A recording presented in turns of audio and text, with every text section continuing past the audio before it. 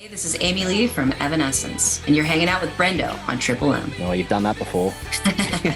Possibly your name very recently. Good. I got my wine. It's evening here. I'm happy to What a thrill. I've had 3 coffees, so I am up and about because it is a morning here.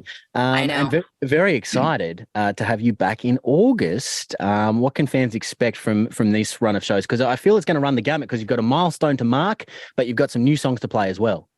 We do. We have a lot to do. We're very excited to come back. I absolutely love when we get to come to Australia. It feels like a special treat. I don't know. I consider myself very lucky to be able to do what I do and have it take us around the world. So, we haven't like totally planned out the set list yet. We have a bunch of options in the bag, but we're just excited to see everybody and play all the music that we can. It has been a big milestone year. We're so grateful. 20 years. That's insane. Well, 20 years of your debut record, that's right, Fallen. What's your relationship with that record now, 2 decades on? Because, I mean, your relationships, much like with people, they ebb and they flow and they evolve and they devolve. So where are you at the moment with it? That song has its own life. Like, I feel like that in itself is a relationship, and especially, well, Bring Me to Life and My Immortal, like our oldest songs, especially those two. Yeah.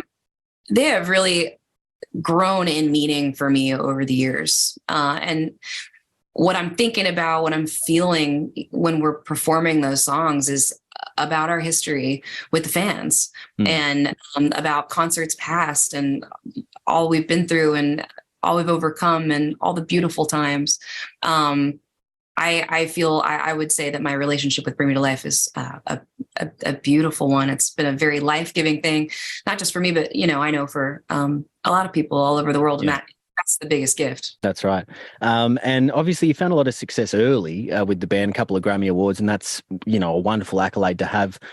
Did it put any pressure on you though, for subsequent records that, these next records need to reach the same heights? I don't know if I would say that like awards put pressure on. I think that the pressure was on myself to be able to, the pressure was on immediately with Bring Me to Life because our first song had a guest vocalist in it. And my biggest fear was that people are going to misunderstand who we were in the first place and that it was going to be a really difficult thing to bring them along moving forward. Because if you have a first single that doesn't sound like the rest of your music, that's scary. That can really put you in that one hit wonder category. And that was really my biggest fear. When we were able to move past that, we had another single and it was a hit. And then we had My Immortal and it like continued on. And we've just had such an incredible fan base, so much support throughout the years, even when we were gone for years at a time. It's just this beautiful thing. I don't know what to say. I know. We really do owe a lot to the fans, but also I'd say it's something to not giving up when it's really, really hard, because there have been times really hard through losing members to, losing family to just like stuff that's like, it would have been the easier path sometimes to just stop. So how did you move through those, life events? It's hard to explain, but I'll say this.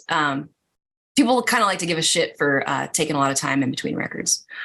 And there is always pressure to hurry up and strike while the iron's hot and all these record label terms.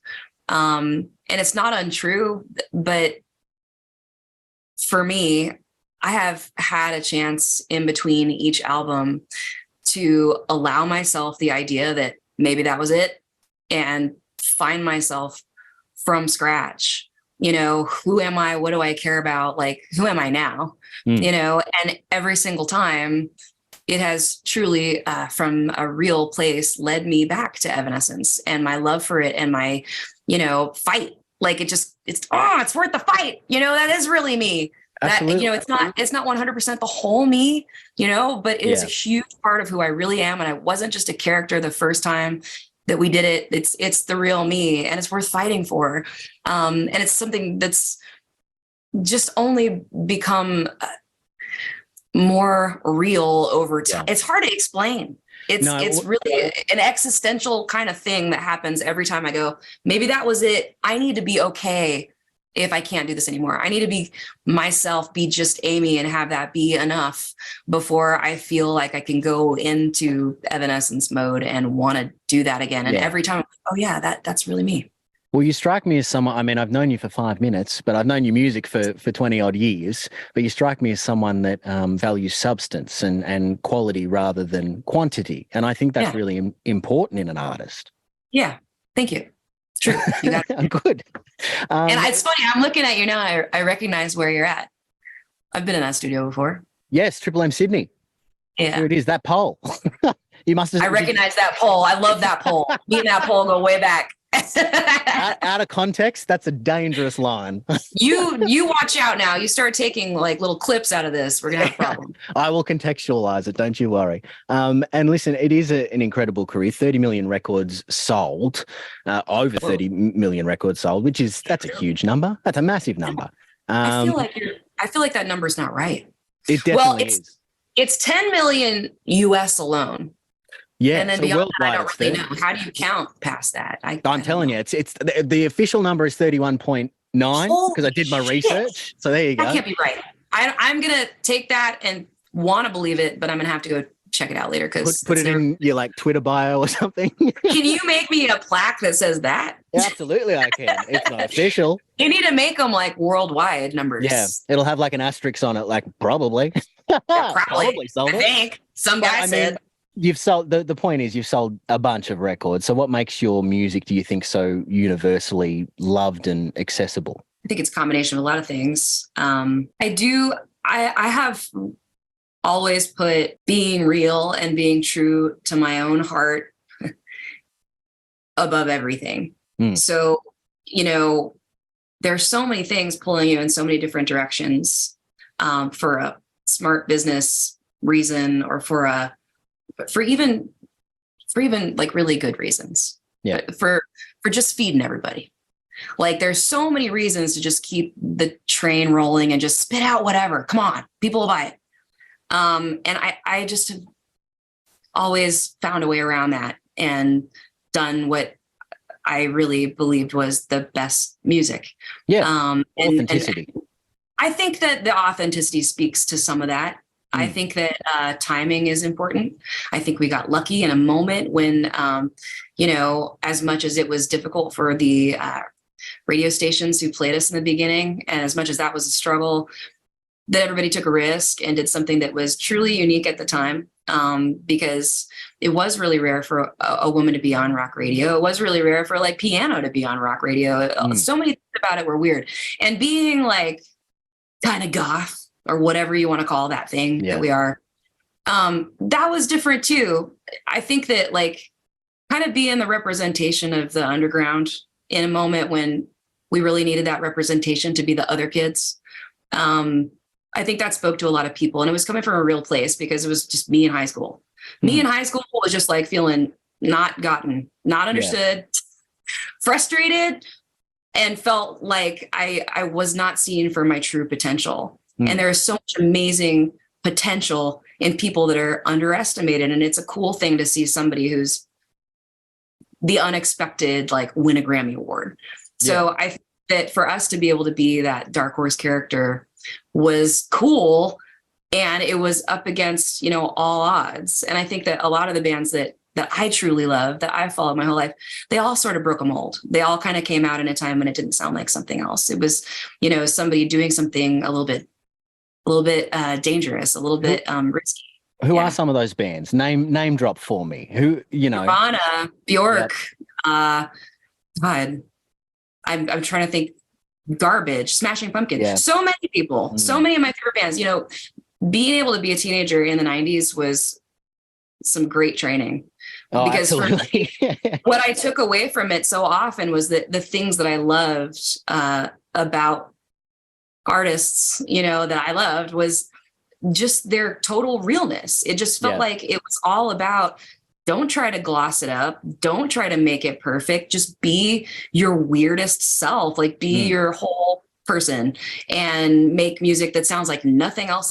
There was so much of that, it seemed like back then. And I feel like there is music that's doing that again. I felt like a really encouraging feeling when I first heard Billie Eilish, because I was like, this is what that is. This is somebody doing it totally different in their house, like making amazing stuff that doesn't sound like it's trying to sell me something. Yeah. And I guess your point of difference was, that sort of organic interpolation of classical music, right? And I was in there too. It was nerdy, totally nerdy. Where does that love of classical music come from? I fell in love with Mozart when I was 8, and I saw the movie Amadeus. Oh my God. I just saw the production of it at the Sydney Opera House with Michael Sheen. Oh, how was it? Unreal. He was Salieri. It was great. I love that film. Will that still be there when we're there? No, it wrapped up. They were doing it over summer. And it was unreal. Unreal. So cool. Well, I love that film. That sparked, like, for me, that classical wasn't like boring old people music. It was absolutely dramatic and risk-taking and amazing. And I love Beethoven. I've played Bach. Like, I got into classical music from that moment. But Mozart was the one for me that busted open the door of seeing he was a rock star. Yeah. So to me, like, the combination of that, like that drama and edge, it's just different instruments. It very much made sense to me with, like, when I first heard metal. It's like, oh, you guys are really trying to do the same thing. Like, it's 100%. Just two ends of the spectrum of the same thing. So I think that was a really important influence for me that kind of put the whole Evanescence thing together. And listen, you've collaborated with plenty of notable artists as well over the years, more recently Hailstorm, Bring Me the Horizon. Is there anyone else on this list you'd like to? It can be real or imagined, someone with something in the works, or maybe there's someone out there you just want to put it out in the universe. Maybe it happens. I did just do a collab with Bush. And amazing. Yeah, it's not out yet, but I'm trying to think right around the time we come to see you guys. Unreal.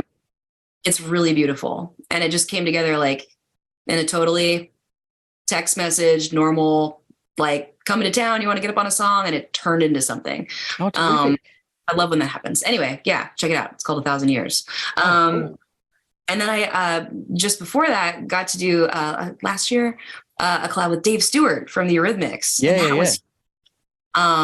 And really a learning experience. Like, I really felt like I was learning from him and just seeing, like, a whole different way of doing it that was really interesting and, like, worth going, I'm going to try to apply that trick later. That decade, man, we do something called Awesome 80s Friday. And as you might have gathered from the title, it's all 80s all day, every Friday.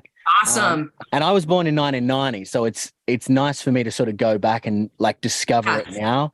And we played Here Comes the Rain again the other day, and what a tune. Like, I'd heard it before, but, with the speakers in the studio, just cranking it all the way. It's so many wonderful elements in that song. That was such a good band, Eurythmics. Totally. And I, like, in the 90s was like, Annie Lennox was one of my favorite singers because she was an alto. Like, she would sing low.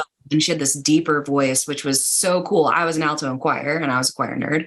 Yeah. So it was like, everybody wants to sing soprano. Everybody wants to sing high and hit the high note, which is funny because now that's, like, something that I do and that I'm known for. Yeah. But like, it was all about being the cornflake girl, about being the other team, being the alto, like, doing the different thing. And Annie Lennox has just made that so easy. She made it seem so easy and so powerful at the same time. Anyway, they're both amazing. Well, thank you, my friend. Absolute pleasure. Thank you. Looking forward to seeing you when you're here. For all the